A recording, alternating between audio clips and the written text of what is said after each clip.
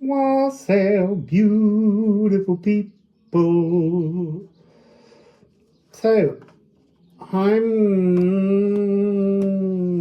a little bit lost in the enormity of the messages and the downloads and the uploads and the understandings and the things that I'm being shown and witnessed to. It's all a bit much, and I really don't know where I fit in what I've been shown. I don't understand. It feels very much like it's something deeply separate from us, and yet we're all part of it. It's a really exhausting. And I haven't made any readings. I've been going out every day and filming things to put into readings, but the readings are just not coming through because my mind's been sort of mashed so much that I'm not really sure how to communicate. Like I've lost. It's not like when I've lost a sense of connection to spirit and the cards and the messages. It's not that kind of frequency. It's almost like I could shuffle the cards and just say whatever's there both matters and doesn't matter. And that's really confusing to deal with. We need scent, we need perfume, we need breadcrumbs, we need pathways, and now it's like I've been shown everything, and then the question is, so what do you want to do next? I don't know. So I went to the Medina and went up the tower, and while I was there I sang. I'm going to put it at the end of the video, maybe with some other little videos that I recorded, but I don't know. I really don't know at all at the moment. So let's just shuffle cards. I'll read and then I'll tell you that everything matters and doesn't. So this is a new pathway, a new beginning, moving out, widening your, I want to say arena, widening your auric arena, coming into wizardry, earth mason. Actually, there's something about the crumbling of the old timeline as it falls away. I think we realize, we remember this frequency. We're growing in a new, developing in a new embryonic timeline. And that timeline is both completely and utterly singularly designed for you, but at the same time, it's all possible timelines. It's almost like we've reached a palace of doors and every possibility is open, but we somehow have to be brave enough to open doors, not knowing where the doors might take us. So letting go of all that comforts us. I'm sure that's the message I want to hear. So lovely runes, what else would you like to share? Come on, Liffruma. There's a 9 and a 6 here. So it's a divine external taking place, this new timeline. Now we've got Yana. And Yana is to bind ourselves to something, to send out a talismanic thread for someone else, for another. So there's something coming through here as a message. So do you It's a message that has a kind of heading of exactly how many people do you expect to heal, to merge, to come into one alignment with. And I feel like the answer is one. Yeah, you. You're binding yourself to yourself. Interesting.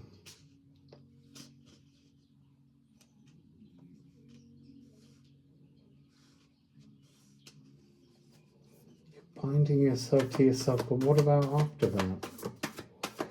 Because that's been the problem here. It's like all the things that I've been shown that I expect have been shown to have alternative consequences.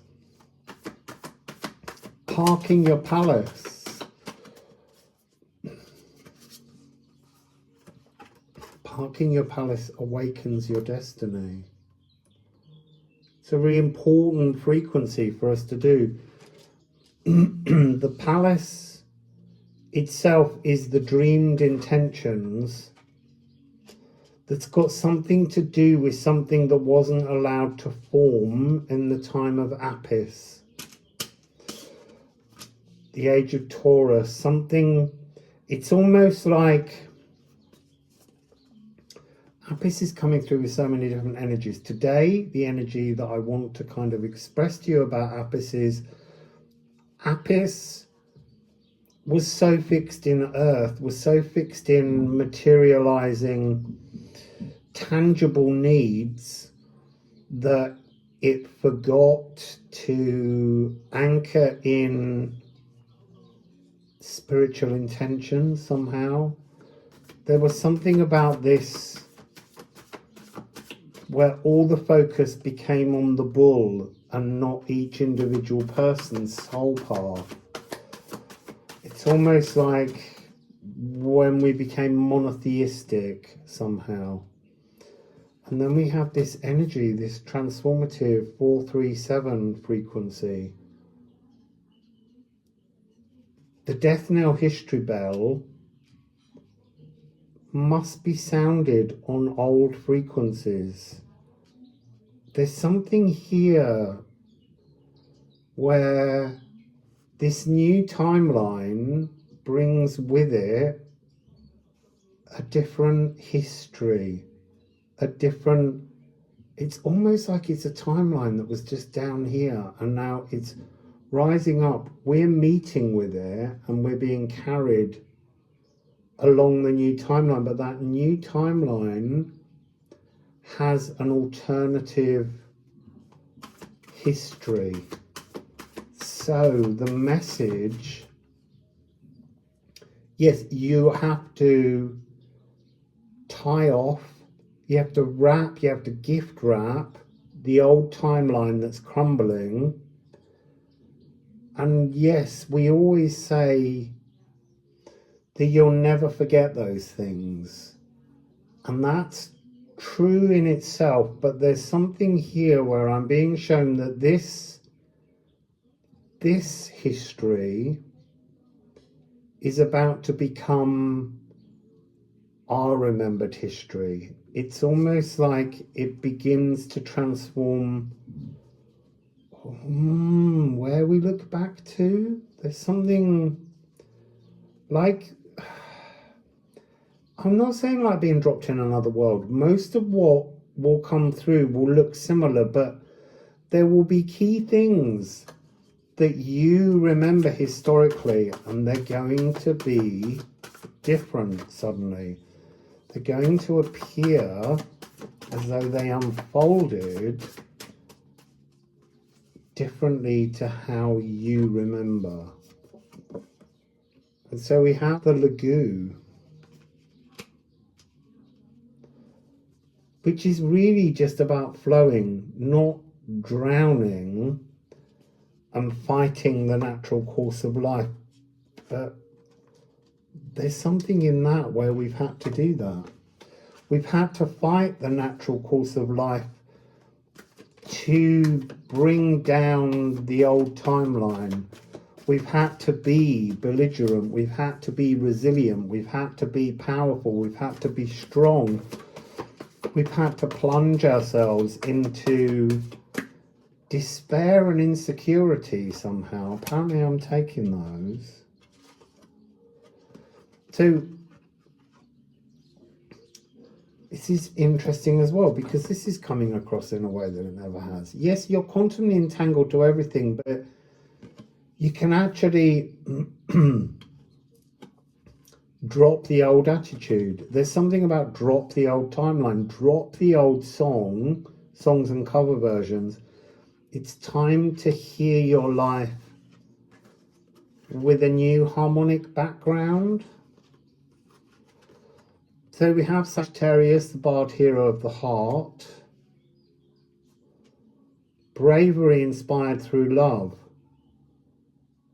Again, quantum souls. There's something where we need to be reminded that when we let go of an old timeline, yes, there are people who will not resonate with you in the new timeline, and that's quite natural, but those most precious to your heart will just be there. They're safe. And then we have Aquarius, the shoulders of giants. This is something about how, as we drop the old timeline, I think that in the new timeline, the history of giants is better expressed. Spiritual giants is what's coming across. Formless to form being, to form a new self-being, to come into a new creation, to come into a bigger, wider, more expansive and open opportunity. And that's, you see, by doing this reading now, that kind of explains a lot of what I've gone through here. It's huge, huge energy, and I can't make sense of it. Not in this timeline. It doesn't hold place. But if I imagine the giant being our higher selves, our other self, our divine self, then we're walking around wearing that frequency, and that's the new timeline. It's a bigger, wider, I want to say that there's a frequency of things slowing down, because we are going to be downloading, receiving. In this new timeline, there's so much more energetic messaging available that we're going to be receiving so much more information that the mind, as it processes it, will feel as though everything is just a lot slower, less manic is what's coming through. So anyway, I hope you enjoyed the video. There'll be some other bits coming along. If you do like it, don't forget, press like, press the bell button, subscribe to the channel, and also consider helping me out, because I don't have much money and I do all this to share with you all. But I do need a roof over my head, and I do need a bed to sleep in, and I do need food to eat even when I'm not very hungry. So donations are in the description box below, how you can send them, and I thank you with all my heart for your kindness and your charity. So here's the rest of the video with a little singing at the end. Wassail. That was interesting. Going up that tower, there was a sense of it not just being like a lookout outpost point, but also a broadcasting point, broadcasting a message. And I had to sing in there. And this morning I was thinking how I feel like I've been called to silence and I haven't really been singing. So it'd be interesting to see. Interesting. I walked past this earlier and now I've walked in. It just says historical prison, like it's something quite pretty, bit floral. And actually, there's a central beam here. You can walk all the way around the edge, and all the way along the edge are these chains. But I feel like there's an energetic need to walk out of the prison. In terms of what we're doing for ourselves at the moment, let's all walk out of the prison of our own making.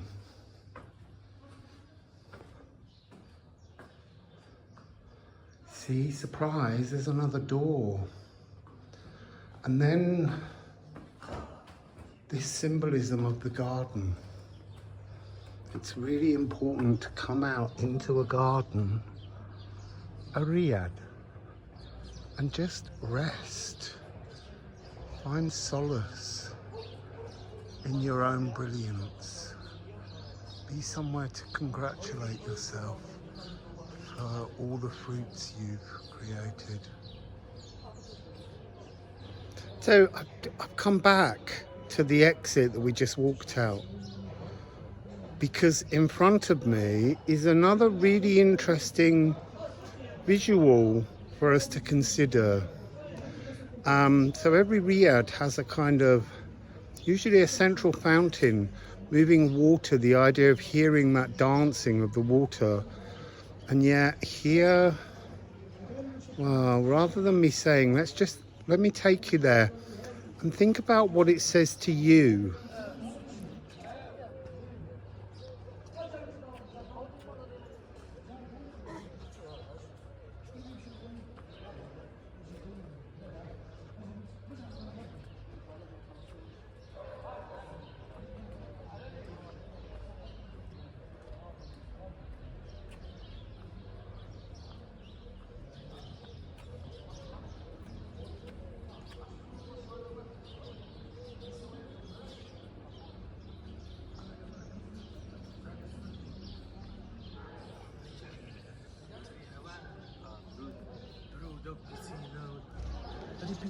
At first, the energy that came across was of something being emptied of its purpose.